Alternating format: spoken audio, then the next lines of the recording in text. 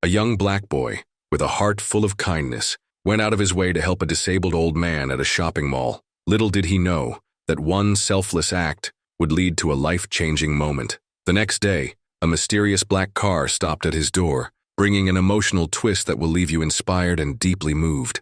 The afternoon sun poured its golden light over the bustling streets, casting long shadows as people hurried about their daily routines.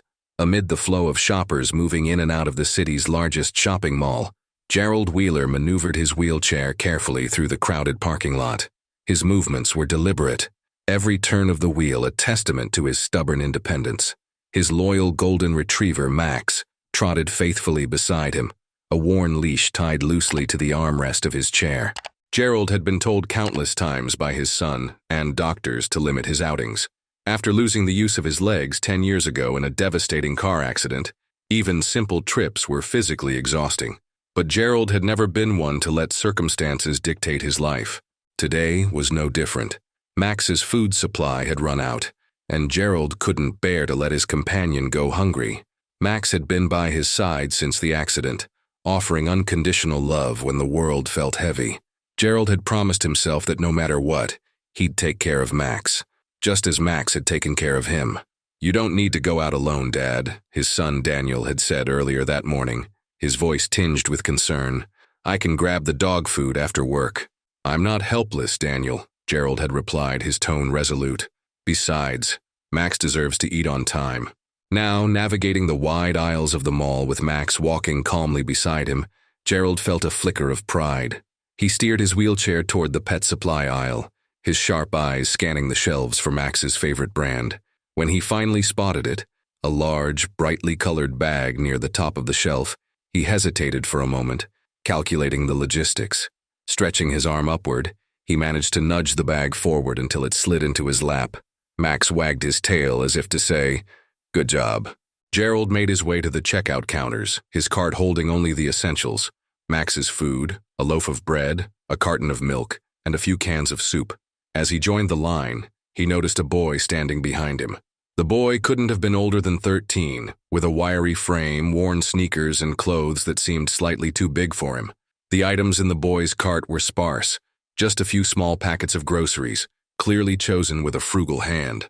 Gerald turned his attention back to the line as it moved forward, ignoring the pang of unease growing in his chest. When it was finally his turn, he handed his items to the cashier, who scanned them briskly. He reached into his pocket for his wallet only to feel the color drain from his face. His wallet wasn't there. Gerald's hands fumbled through his pockets, then checked the bag he had tied to his wheelchair. His heart sank as he realized that, in his hurry to leave the house, he had forgotten to take it. Panic swelled as he checked again and again, each futile attempt intensifying his humiliation. His only hope was his credit card, tucked away in the back pocket of his jeans. He retrieved it and handed it to the cashier, offering a small, apologetic smile. The smile faded as the cashier swiped the card and frowned. "Declined," she said flatly. "What?" Gerald asked, leaning forward slightly, his hands gripping the armrests of his chair. "There must be some mistake. Can you try again?" The cashier swiped the card a second time and then a third, each attempt returning the same result. She gave him a pointed look, clearly impatient. The line behind him began to shuffle restlessly, and Gerald could feel the weight of their collective frustration bearing down on him. "I'm so sorry," he stammered, his voice cracking slightly. "I must have brought the wrong card." The cashier raised an eyebrow. "Do you have any cash on you?" "No, I don't," Gerald admitted, his face flushing with embarrassment. He glanced at Max, who sat quietly at his side, his golden coat gleaming under the fluorescent lights. The dog wagged his tail, unaware of the growing tension. Gerald turned to the boy behind him, his face burning with shame. "I'm sorry for holding you up. You go ahead." The boy, whose name was Marcus, stood silently for a moment, his wide brown eyes studying the scene. He looked at Gerald, then at the bag of dog food resting in the cart. After a beat, he reached into his pocket and pulled out a crumpled $20 bill. "Here," Marcus said softly, holding it out to the cashier. "This should cover it." Gerald stared at the boy, stunned. "No, you don't have to do that," he said quickly, shaking his head. "Please, keep your money." Marcus shook his head firmly. "It's okay, sir. I want to help." The cashier hesitated, looking between the two. Marcus's tone left no room for argument. With a shrug, she took the bill, rang up the purchase, and handed Gerald his receipt. Gerald turned to Marcus, his eyes glistening with gratitude. "Thank you," he said, his voice thick. "You didn't have to do that. I don't even know how to repay you." Marcus smiled a little shyly. "You don't have to, sir.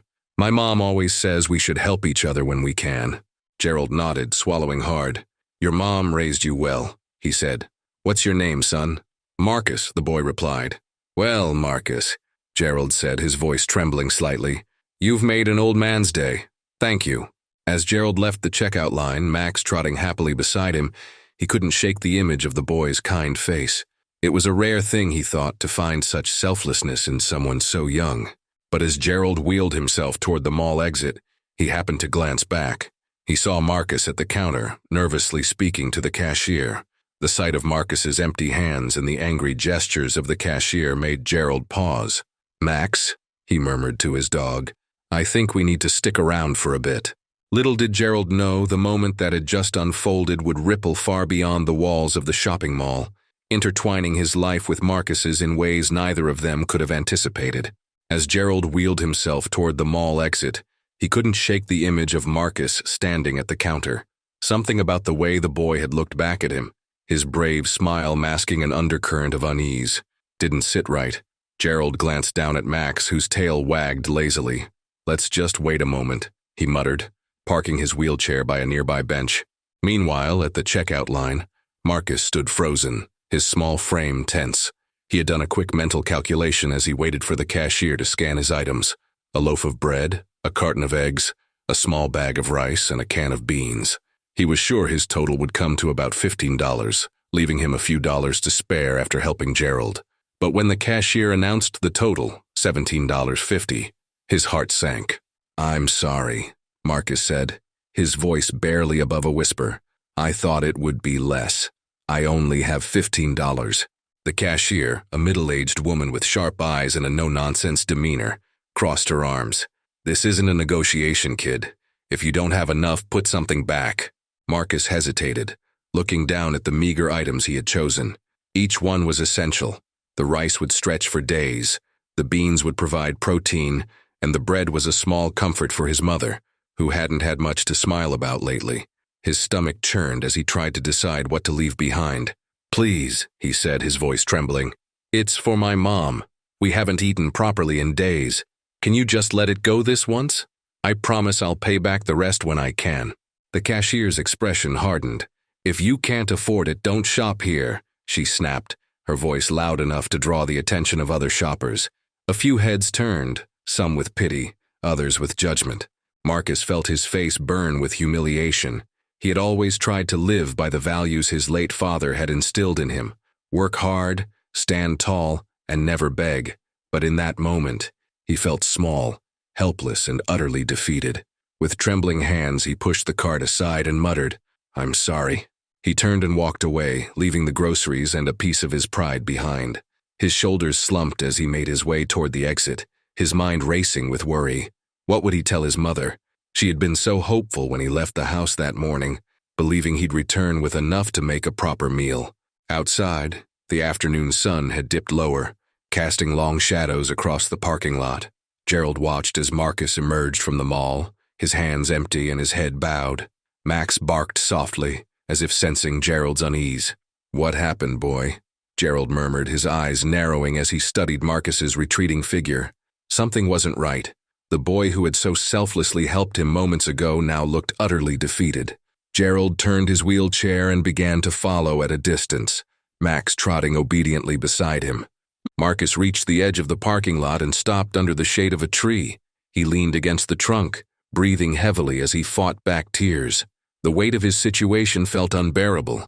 His mother's frail face flashed in his mind, her hopeful smile as she handed him the crumpled $25 that morning. It was all they had left. Marcus had grown up fast, faster than any child should. His father had passed away 3 years ago in a tragic accident, leaving Marcus and his mother to fend for themselves. Life had been a struggle ever since. His mother, once vibrant and full of life, had been diagnosed with a debilitating illness shortly after his father's death. She could no longer work, and their savings had quickly dwindled. At just 13 years old, Marcus had become the man of the house. He took on odd jobs, washing windows, mowing lawns, and running errands for neighbors, just to scrape together enough money to keep them afloat. Every penny he earned went toward food, rent, and his mother's mounting medical bills. Despite their struggles, Marcus's mother had always taught him to see the good in people and to help whenever he could. She often told him a story from her own childhood, about a stranger who had once shared their meal with her family when they had nothing. Kindness, she would say, is the only thing that multiplies when you give it away. Those words had echoed in Marcus's mind when he saw Gerald struggling at the checkout line. Even though he barely had enough for his own needs, Marcus couldn't stand by and do nothing. Helping Gerald had felt right in the moment, but now, as he stood empty-handed under the tree, he couldn't help but wonder if he'd made a mistake. Gerald approached slowly, his wheelchair gliding over the uneven pavement. "Excuse me, young man," he called out, his voice gentle. Marcus looked up, startled to see the older man and his dog. He quickly wiped at his eyes, embarrassed to be caught in such a vulnerable state. "Are you all right?" Gerald asked, stopping a few feet away. Marcus forced a smile. "Yeah, I'm fine." Gerald wasn't convinced. "You left the store empty-handed. What happened?" Marcus hesitated, unsure of how much to share. Finally, he sighed and said, "I didn't have enough money for my groceries. It's okay, though. I'll figure something out." Gerald's heart ached at the boy's words. He saw himself in Marcus, years ago, before his accident, when life had been simpler and full of promise. He had been just as proud, just as determined to face life's challenges head-on. "You helped me when you didn't have to," Gerald said after a moment, "and now you're going home with nothing. That doesn't sit right with me." "It's okay," Marcus repeated, though his voice betrayed his true feelings. "I'll be fine." Gerald nodded slowly, his mind racing. He couldn't let this end here. Marcus had shown him a rare kind of selflessness, the kind that deserved to be repaid tenfold. Gerald didn't know how yet, but he was determined to help this boy and his family. "Marcus," he said softly, "thank you for what you did today. You may not realize it, but your kindness means more than you know." Marcus shrugged, unsure of how to respond.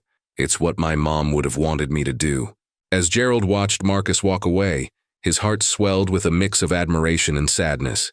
He turned to Max, who wagged his tail. "Come on, boy," Gerald said. "We've got work to do." The sun dipped lower in the sky as Marcus trudged home, his footsteps heavy on the cracked sidewalk. His stomach grumbled, but he ignored it, focusing instead on the familiar sights of his neighborhood. The faded houses, broken fences, and overgrown lawns were a stark reminder of the life he was fighting to improve for his mother and himself. He clutched the few dollars he still had in his pocket, feeling their weight not in value but in failure. At home, his mother was waiting. Her thin frame rested against the worn-out armchair by the window, and her eyes lit up when she saw Marcus enter. "Hey, sweetheart," she said, her voice weak but warm. "How did it go at the store?" Marcus hesitated, trying to mask his disappointment.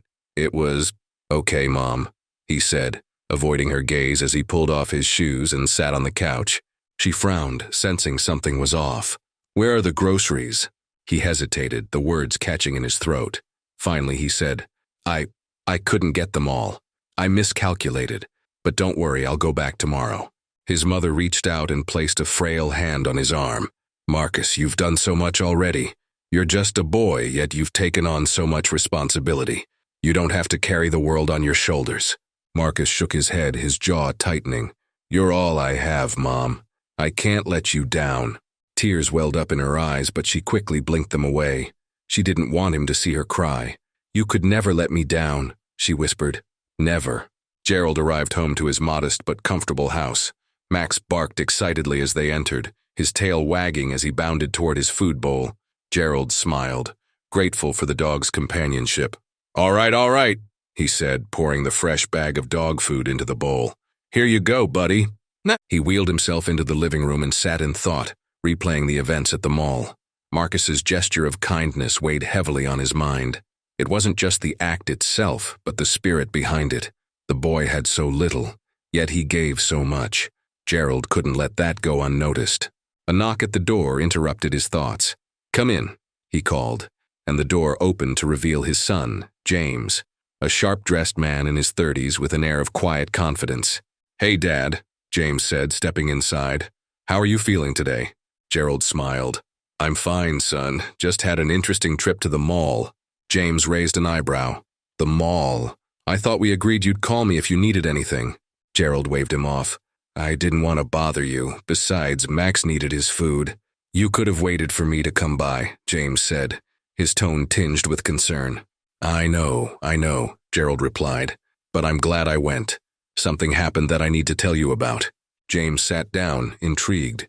Gerald recounted the entire story, the trip to the mall, the incident at the checkout line, and the young boy who stepped up to help him. By the time he finished, James's expression had shifted from curiosity to admiration. "That's incredible," James said. "A boy like that, he deserves recognition." Gerald nodded. "He does, but it's more than that. I want to help him, James. He didn't even have enough for his own groceries, yet he gave what little he had to help me. That kind of selflessness is rare, and I can't just let it go." James leaned back in his chair, his mind already turning. "What do you have in mind?" "I want to find him," Gerald said firmly. "I want to make sure he and his family are taken care of, but I'll need your help." James smiled. He knew his father's determination well. "All right, Dad, let's do this. Tell me everything you remember about the boy." James immediately got to work. He used his contacts in the local community, reaching out to friends and colleagues who might have connections to the neighborhood where Gerald had encountered Marcus. He even called the mall manager, explaining the situation and asking for any security footage that might help identify the boy. Within hours, James had a lead. A friend of a friend recognized the description of Marcus, a young boy often seen washing windows and doing odd jobs around the area. He lived in a small house with his mother, who was said to be unwell. James relayed the information to Gerald, who nodded with satisfaction. "That's him," Gerald said. "I know it." "All right," James said. "I'll go there tomorrow." "But are you sure about this, Dad? You're talking about a big gesture." Gerald's expression softened. "James, I've been blessed in my life, even with my challenges. I've had family, support, and opportunities. That boy? He's fighting a battle no child should have to face. If we can lighten his load even a little, it's worth it." James nodded, understanding his father's resolve. "Okay, let's make it happen." The evening passed quietly in both households. Marcus sat with his mother, doing his best to comfort her despite the gnawing hunger in his stomach. Gerald sat with Max by his side, feeling a sense of purpose he hadn't felt in years. Both their lives were on the brink of change, though neither of them knew it yet. The morning sun crept over the horizon, casting a warm glow across the neighborhood as Marcus prepared to head out for another day of work. His plan was simple: wash as many car windows as he could and try to make up for the groceries he couldn't buy yesterday. His mother was still asleep, and he moved quietly so as not to disturb her. The weight of responsibility sat heavy on his shoulders, but he was used to it. As he stepped outside, he noticed something unusual. Parked in front of his modest home was a sleek black car, far too out of place for their rundown neighborhood. Marcus hesitated, his heart racing. He clutched his bucket and rag tightly, unsure of what to make of the vehicle. Was it a mistake? Or worse, trouble? Before he could decide whether to retreat back inside, the car door opened, and a sharply dressed man stepped out. Marcus blinked, recognizing the man immediately. It was Gerald, the elderly gentleman from the mall. Max trotted out of the car after him, his tail wagging happily. "Good morning," Gerald said, his voice warm and steady. He wheeled himself toward Marcus, his son James walking beside him. "Good morning, sir," Marcus replied, still unsure of what was happening. "Is everything okay? Did you need something?" Gerald chuckled. "Quite the opposite, my boy. I came here because I owe you a proper thank you." Marcus frowned, confused. "Thank me? You don't owe me anything, sir. I was just doing what my mom always taught me. Help others when you can." Gerald's expression softened, and he looked at Marcus with admiration. "And that's exactly why I'm here. What you did for me yesterday was more than just an act of kindness. You showed compassion when it wasn't convenient for you, and that's something I'll never forget."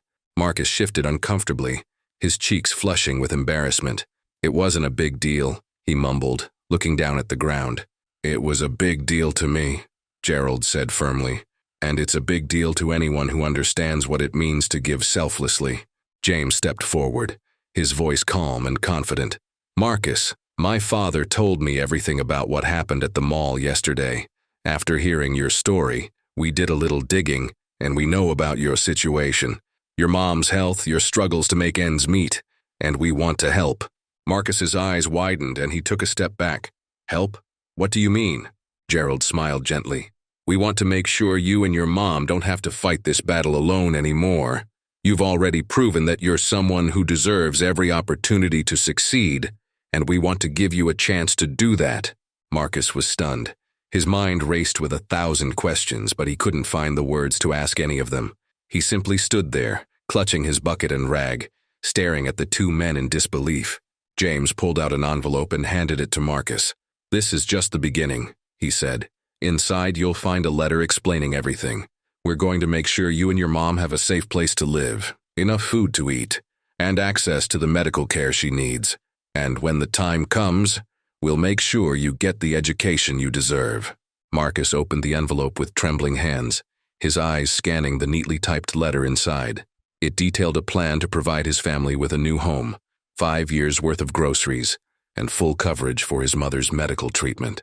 The letter also included a promise to sponsor Marcus's education with a guaranteed job at James's company once he was old enough.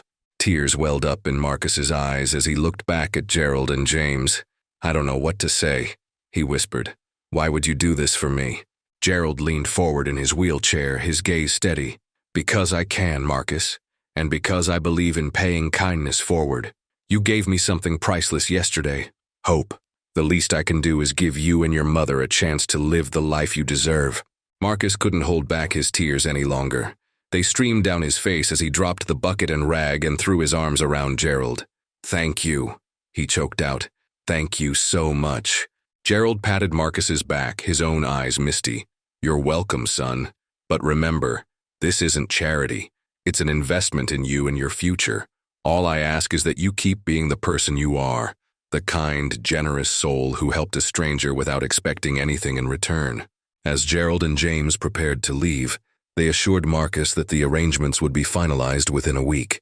They promised to return with the details and to personally escort him and his mother to their new home. Max barked happily as Gerald wheeled himself back to the car. "Looks like Max approves," Gerald joked.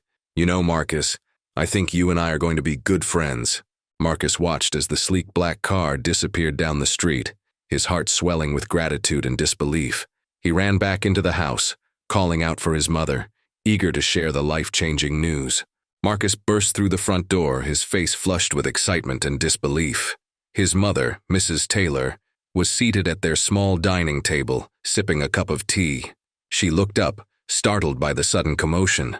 "Marcus, what's wrong? Did something happen?" she asked, her voice tinged with concern. "Mom, you're not going to believe this," Marcus said, barely able to catch his breath. "You know how I was at the mall yesterday? The man I helped, the one in the wheelchair, he came here today, with his son." Mrs. Taylor set down her cup, her brow furrowing. "He came here? Why? What did he want?" Marcus pulled out the letter Gerald and James had given him and placed it on the table. "He wanted to thank me, Mom, and not just with words. He's offering us a house, food, and they're going to pay for your treatment." Mrs. Taylor froze, her eyes scanning the letter as her hands trembled. She read each word carefully, her lips moving silently. Tears welled up in her eyes as she placed a hand over her mouth. "Marcus, is this real?" she whispered, her voice barely audible. "Are they serious?" "They are, Mom," Marcus said, his voice steady. "I met Gerald and his son, James. They were serious about everything. They want to help us because I helped him yesterday. He said he wanted to pay it forward." Mrs. Taylor's tears flowed freely as she reached for her son's hand. "Marcus, I've always been so proud of you. Even when we've had nothing, you've always found a way to think of others. And now, this kindness of yours has come back to us." Marcus squeezed her hand, his own eyes filling with tears. "It's because of what you taught me, Mom. You always said to help people when we can, even if it's just a little. I can't believe this is happening." Mrs. Taylor nodded, her voice trembling with emotion. "This is a blessing, Marcus. A blessing we never expected. We'll finally have a chance to breathe, to live without worrying about how to make it through the next day." The two of them sat in silence for a moment, letting the enormity of the news sink in. Marcus thought back to all the times they had struggled together, the nights they went to bed hungry, the days they worried about rent, the constant fear of losing what little they had. "This changes everything," Marcus said softly, breaking the silence. "No more washing windows just to get by. No more choosing between food and medicine. You'll get the care you need, Mom." Mrs. Taylor smiled through her tears, her heart swelling with pride and gratitude. "And you'll get the education you deserve, Marcus. You've always been so smart, so determined. Now you'll have the chance to go to school to follow your dreams." Marcus nodded, his resolve strengthening. "I won't waste this chance, Mom. I'll work hard. I'll make them proud. And I'll make you proud." As they talked, the atmosphere in their small home shifted from one of despair to one of hope. They began to imagine what their new life would look like: a safe, warm home, a stocked pantry, and a future filled with possibilities. "What do you think the new house will be like?" Marcus asked, a hint of excitement in his voice. Mrs. Taylor laughed softly. "I don't know, Marcus, but no matter what it looks like, it'll be our home, a place where we can finally feel secure. And maybe," Marcus added, a mischievous glint in his eye, "it'll have a yard big enough for a dog." Mrs. Taylor chuckled, shaking her head. "One thing at a time, Marcus. Let's get through this first." As the day went on, Marcus and his mother began preparing for the changes to come. They didn't have much to pack, but the thought of leaving their small, run-down home behind filled them with both sadness and relief. It had been their shelter during the hardest times of their lives, but now it was time to move forward. That night, as Marcus lay in bed, he stared at the ceiling, his mind racing with thoughts of the future. He felt an overwhelming sense of gratitude, not just for Gerald and James, but for the lessons his mother had taught him about kindness and perseverance. "Tomorrow is a new beginning," he whispered to himself, "a chance to start over." And with that, he closed his eyes, feeling hope for the first time in years. The following morning, Marcus and Mrs. Taylor woke up early, a mixture of nervousness and excitement buzzing in the air. It felt surreal to both of them. Less than a day ago, they were consumed by uncertainty, and now they were on the cusp of a fresh start. As they packed their few belongings, Gerald's son, James, arrived with a moving truck. The sight of the large vehicle parked outside their tiny home drew the attention of curious neighbors. James stepped out of the truck, his suit impeccably tailored, but his warm smile put Marcus and his mother at ease. "Good morning," James greeted cheerfully. "Are you two ready to move?" Marcus and his mother exchanged a glance, their faces lighting up with gratitude. "We're ready," Mrs. Taylor said, her voice brimming with emotion. The process of packing was quicker than they expected. They didn't have much: some old furniture, a handful of clothes, and a few sentimental items that held memories of better days. Mrs. Taylor carefully wrapped a small photo frame containing a picture of Marcus and his late father. "This is all we have left of him," she said softly, handing it to Marcus. "He'd be so proud of you." Marcus nodded, holding the frame close to his chest for a moment, before placing it gently into a box. "I hope he's watching, Mom. I hope he knows we're going to be okay." James, noticing the subdued moment, stepped forward. "Take your time," he said gently. "This is your new beginning, but I understand how hard it can be to let go of the past." As the truck was loaded and the time came to leave, Mrs. Taylor took one last look at the home they were leaving behind. Despite its peeling paint and cracked windows, it had been a place of love and resilience. "It's strange," she said to Marcus. "This house holds so many memories, both good and bad, but it's time to move forward, isn't it?" Marcus nodded, squeezing her hand. "It's time, Mom. We deserve this." Their neighbors, who had gathered outside to see what was happening, began to whisper among themselves. Mrs. Harris, an elderly woman who lived across the street, approached them with a curious expression. "Where are you two headed?" she asked. Mrs. Taylor hesitated, unsure of how to explain their sudden good fortune. James stepped in smoothly. "They're moving to a new place, a well-deserved upgrade," he said with a smile. Mrs. Harris looked at Marcus and his mother, her eyes softening. "You've been through so much. I'm happy for you," she said sincerely. As they drove to their new house, Marcus couldn't help but feel a mix of excitement and apprehension. He stared out the window, watching as the scenery changed from their familiar, run-down neighborhood to one with tree-lined streets and neatly kept homes.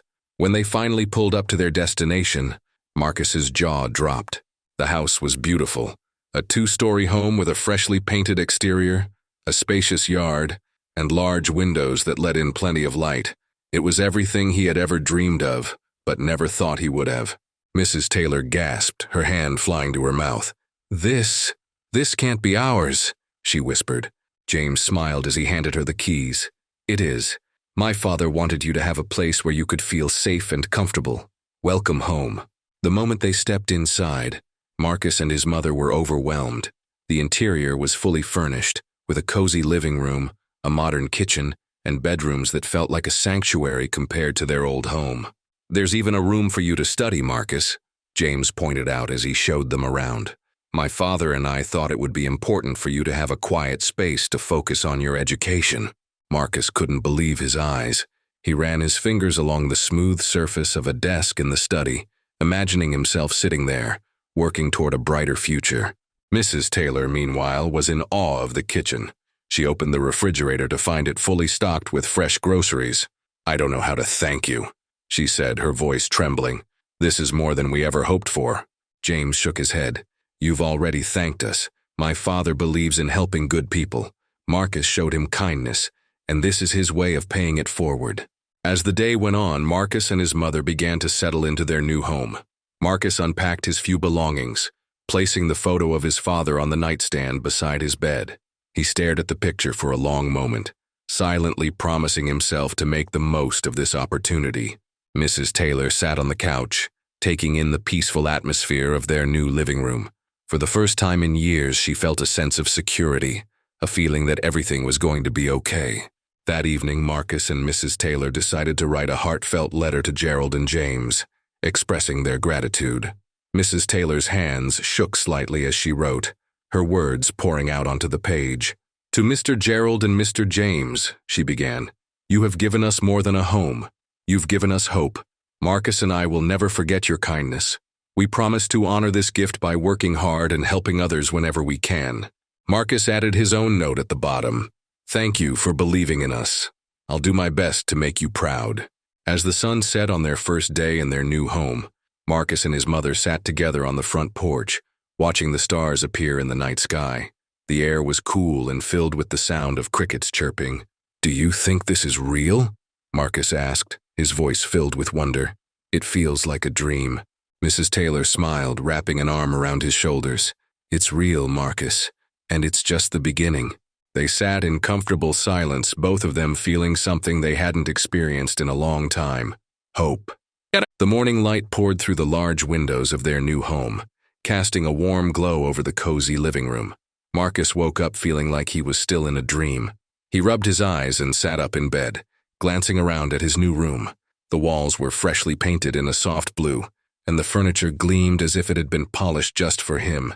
He stretched, a smile breaking across his face as he remembered the events of the previous day. In the kitchen, Mrs. Taylor was already awake, brewing coffee and preparing breakfast.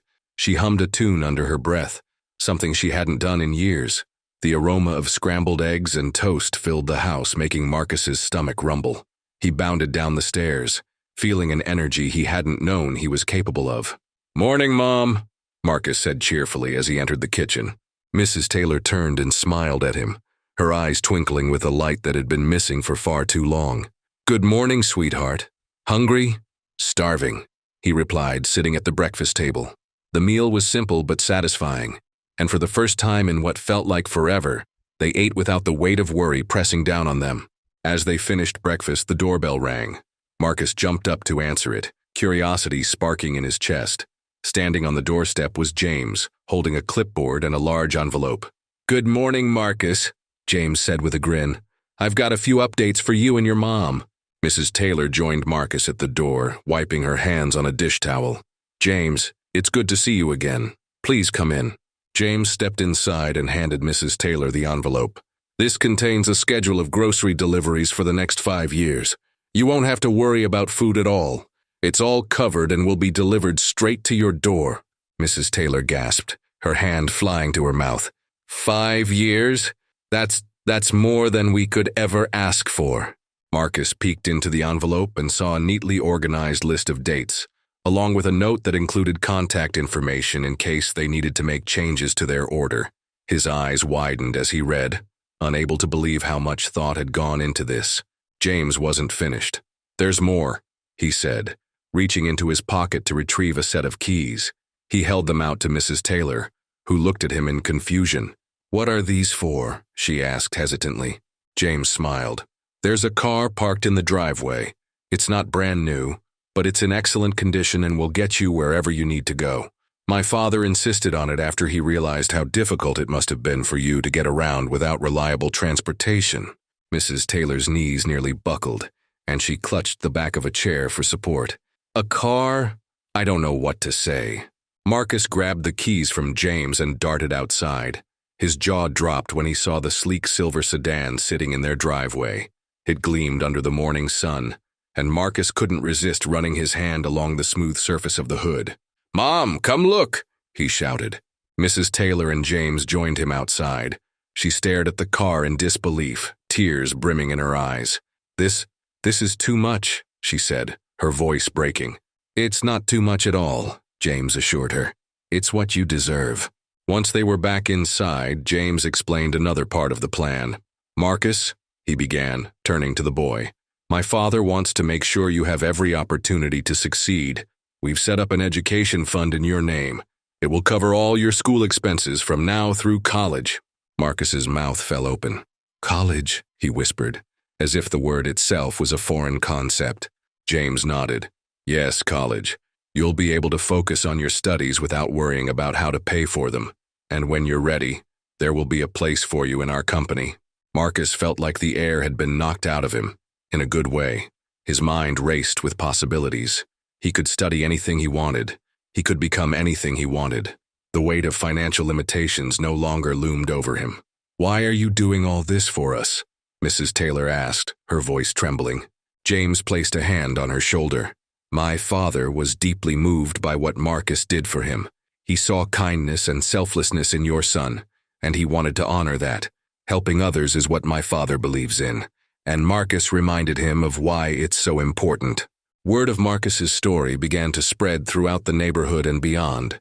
The grocery store incident, the old man's gratitude, and the incredible generosity of Gerald and James became the talk of the town. Neighbors who had barely acknowledged Marcus and his mother before now stopped by to congratulate them and offer their support. Even Mrs. Harris, their elderly neighbor from their old neighborhood, paid them a visit. She brought a basket of homemade cookies and hugged Mrs. Taylor tightly. "You deserve every bit of this," she said warmly. "And Marcus, you've always been such a good boy. I'm so proud of you." For Marcus, the sudden attention was overwhelming but also heartwarming. He had never been the center of positive attention before, and it felt strange to be recognized for simply doing what he thought was right. Over the next few weeks, Marcus and his mother adjusted to their new life. Mrs. Taylor started driving the car, gradually regaining her confidence behind the wheel. Marcus began focusing more on his studies, knowing that his future was no longer clouded by uncertainty. One day, as he sat at his new desk in his room, Marcus picked up a notebook and began jotting down his dreams. He wrote about becoming an engineer, helping his mother live a comfortable life, and one day paying forward the kindness he had received. "Mom," he said later that evening as they ate dinner together, "when I grow up, I want to help people like Gerald and James helped us." Mrs. Taylor smiled, reaching across the table to squeeze his hand. "I have no doubt you will, Marcus. You have a heart full of kindness, and that will take you far." One afternoon, Gerald himself paid them a visit. He arrived in his wheelchair, his loyal dog by his side, and James accompanying him. Marcus and Mrs. Taylor welcomed him warmly, and they all sat in the living room together, chatting like old friends. "I wanted to see how you were settling in," Gerald said, patting his dog affectionately. "It's important to me that you're happy here." "We're more than happy," Mrs. Taylor said sincerely. "You've given us a second chance at life." Gerald nodded, his eyes glistening. "And you've given me faith in humanity. Marcus, what you did for me that day at the store, it changed my life as much as it changed yours. Thank you." Marcus blushed, feeling a mix of pride and humility. "I just did what my mom taught me," he said simply. "Help when you can." Marcus stood in the yard, watching the sunrise over their new neighborhood. The quiet streets were lined with trees, and the air carried the sweet scent of blooming flowers. It was a stark contrast to the chaotic noise and crumbling sidewalks of their old home. Marcus took a deep breath, letting the peace of the moment wash over him. He had started his morning routine early, After helping his mom set up breakfast, he grabbed the leash of their adopted dog, Max, and stepped outside for a walk. Max wagged his tail enthusiastically, sensing Marcus's good mood. As they strolled down the sidewalk, Marcus couldn't help but reflect on how drastically life had changed. He remembered the countless nights when his mother cried herself to sleep, worried about bills and where their next meal would come from. Now they had a warm home, plenty of food, and a future filled with promise. Crazy how one act of kindness led to all of this, Marcus muttered, scratching Max behind the ears. The dog barked in agreement, as if he understood every word. He thought about Gerald, the old man in the wheelchair who had started this chain of events. Marcus couldn't forget the look of gratitude on Gerald's face that day in the store, nor the heartfelt conversations they'd had since. Gerald had become more than a benefactor. He was like family now. Later that morning, Marcus packed his new backpack and headed to school.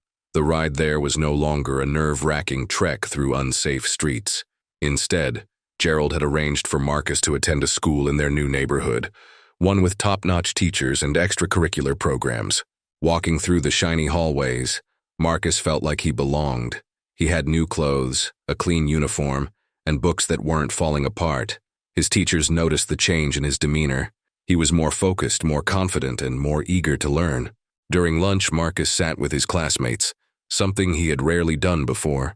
He shared stories about his goals, telling them he wanted to become an engineer one day.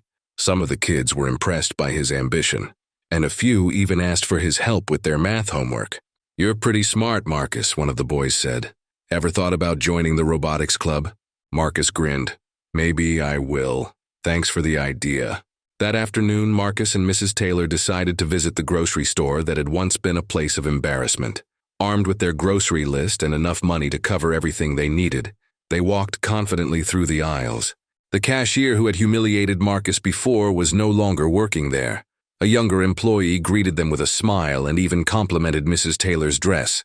As they approached the checkout counter, Marcus couldn't help but feel a sense of redemption. He placed their groceries on the belt, knowing they wouldn't have to leave anything behind this time. "You've come a long way," Mrs. Taylor said, giving Marcus a proud look. "I'm so proud of you." Marcus smiled back. "We've both come a long way, Mom."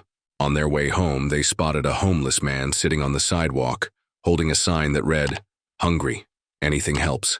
Marcus felt a tug at his heart. He remembered all too well what it was like to feel hopeless and invisible. Without hesitation, he opened one of the grocery bags and pulled out a loaf of bread and a jar of peanut butter. He handed them to the man, who looked up in surprise.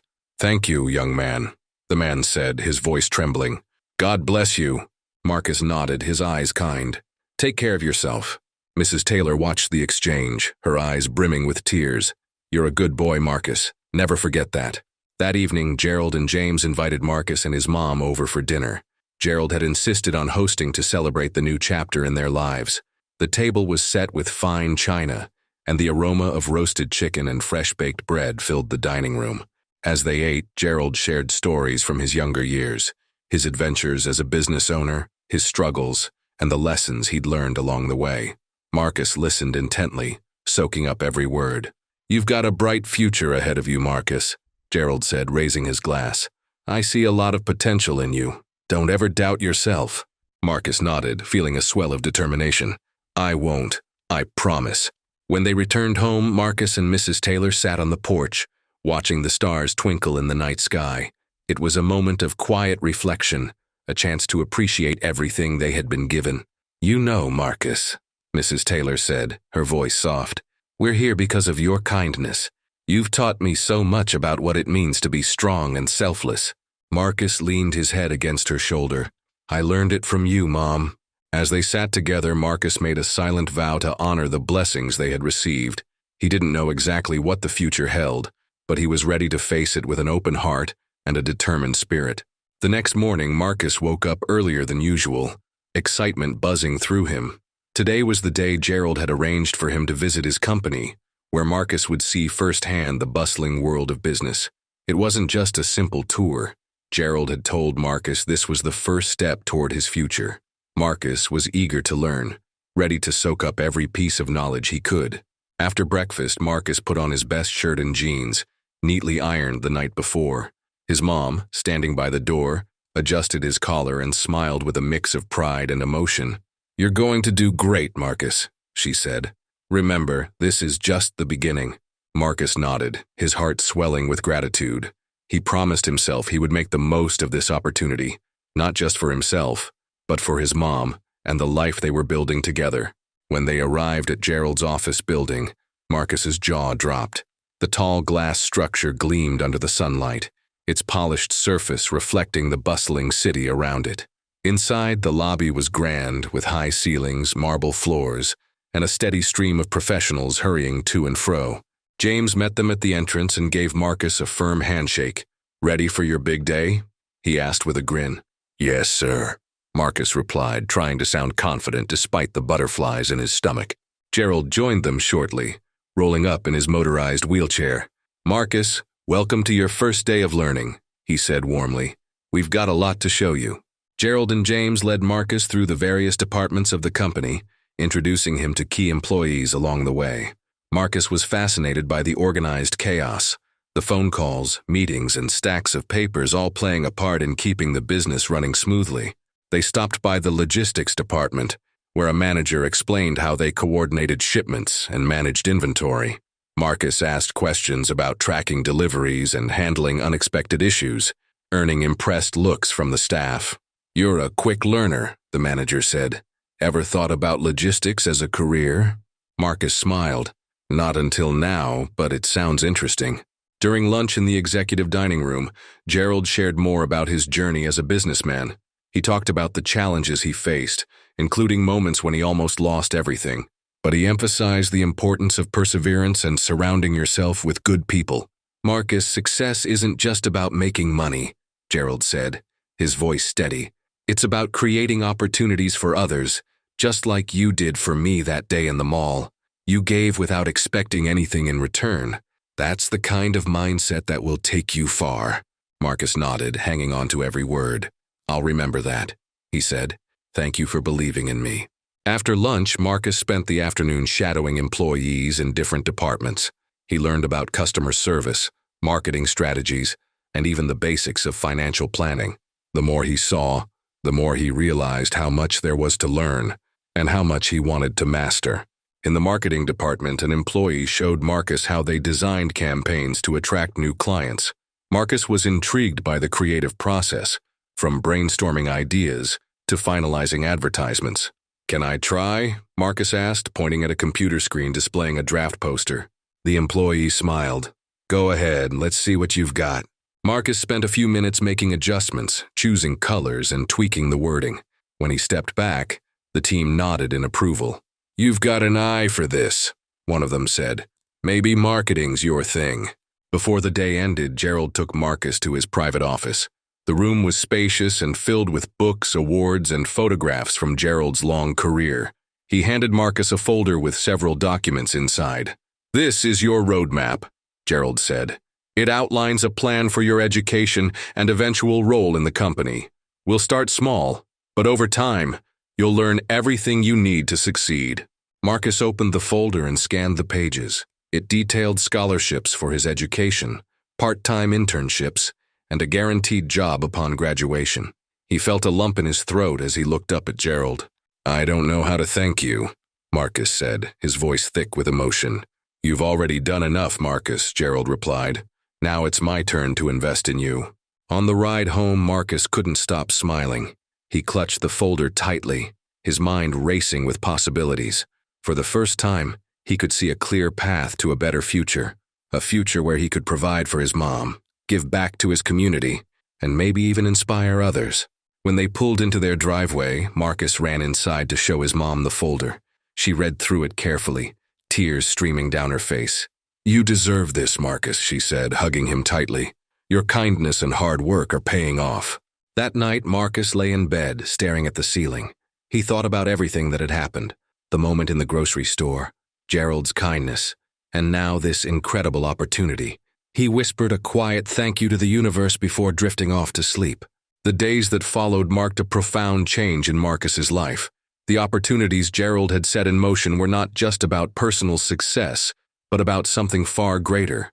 Marcus felt a growing sense of responsibility, not only to make the most of what he had been given, but also to pay it forward.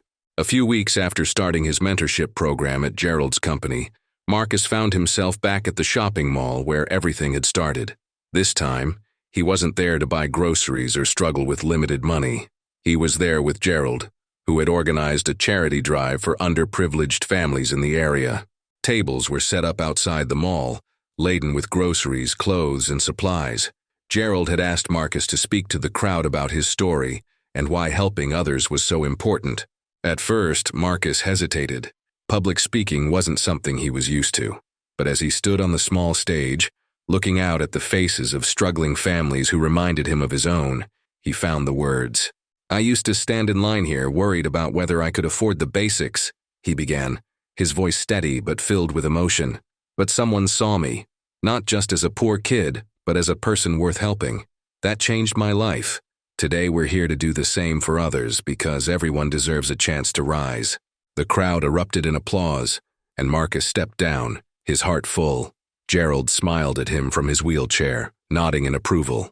With the support of Gerald's mentorship and resources, Marcus enrolled in a prestigious private high school on a full scholarship. At first, the transition was daunting. Many of his classmates came from wealthy families, and Marcus felt out of place. But he remembered Gerald's words, "Your kindness and determination are your greatest strengths." Marcus threw himself into his studies, excelling in subjects like business and economics. He also joined extracurricular activities, becoming a mentor for younger students from disadvantaged backgrounds. He knew firsthand how much encouragement and guidance could mean, and he wanted to be that beacon for someone else. Back at home, life transformed for his mom as well. The house Gerald had provided was more than just a place to live. It was a sanctuary. With the groceries and financial support, Marcus's mom could focus on her health and recovery. She often reminded Marcus, "What you're doing is making a difference, for me and for so many others." One day after school, Marcus heard a knock at the door. When he opened it, Gerald was there, his wheelchair parked on the front step. Marcus welcomed him inside, offering him a seat at the dining table. "I wanted to check in," Gerald said. "See how you're adjusting to the new school and life." "It's going well," Marcus replied. "Thanks to you." Gerald shook his head. "Thanks to yourself, Marcus. You've taken every opportunity and made it count. That's rare." They talked for hours about Marcus's future plans. Gerald encouraged him to think about college and even hinted at internships within the company. As Gerald prepared to leave, he looked Marcus in the eye and said, "Never forget where you started. That's what will keep you grounded and strong." Over the next few years, Marcus continued to grow and thrive. He graduated from high school at the top of his class and earned a full scholarship to a prestigious university, where he studied business and community development. True to his word, Gerald offered Marcus an internship, which quickly turned into a leadership role. But Marcus didn't stop there. He used his growing platform and resources to launch a nonprofit organization focused on helping underprivileged families access education, housing, and food security. The program was modeled on his own journey, ensuring that others could have the same opportunities he had received. One sunny afternoon, Marcus found himself back at the mall again. This time, he wasn't there to shop or host a charity event. He was there to meet someone, a young boy who had been spotted helping a struggling elderly woman carry her groceries. Marcus had read about the story in the local news and had arranged to meet the boy and his family. When the boy arrived, Marcus saw a bit of himself in the wide-eyed, shy child. He knelt down to the boy's level and smiled. "Do you know what you did back there?" Marcus asked gently. The boy nodded hesitantly. "I just wanted to help her. She looked like she needed it." Marcus reached into his pocket and handed the boy a small envelope. Inside was a scholarship for school supplies and a promise of mentorship. "You remind me of someone I used to know," Marcus said. "Keep being kind. It changes lives." Years later, Gerald passed away peacefully, leaving behind a legacy of kindness and generosity. Marcus, now a successful businessman and community leader, spoke at his memorial service. "Gerald didn't just change my life," Marcus said, his voice strong but emotional. "He taught me how to change others' lives. His legacy lives on in every person he helped, and in every person I help because of him." As Marcus stood there, he felt the weight of gratitude and responsibility. He knew he had come a long way from the boy standing in line at the grocery store with $25 in his pocket, and he knew Gerald's influence would guide him for the rest of his life. Marcus's story was no longer just about survival. It was about transformation, about turning a single act of kindness into a movement that rippled through countless lives. And as he looked out at the faces of those he now inspired, he knew his journey was only beginning. Thanks for watching. If this story moved you, don't forget to like, subscribe, and share your thoughts in the comments. What would you do in Jordan's shoes? Let us know. Let us know. Let us know.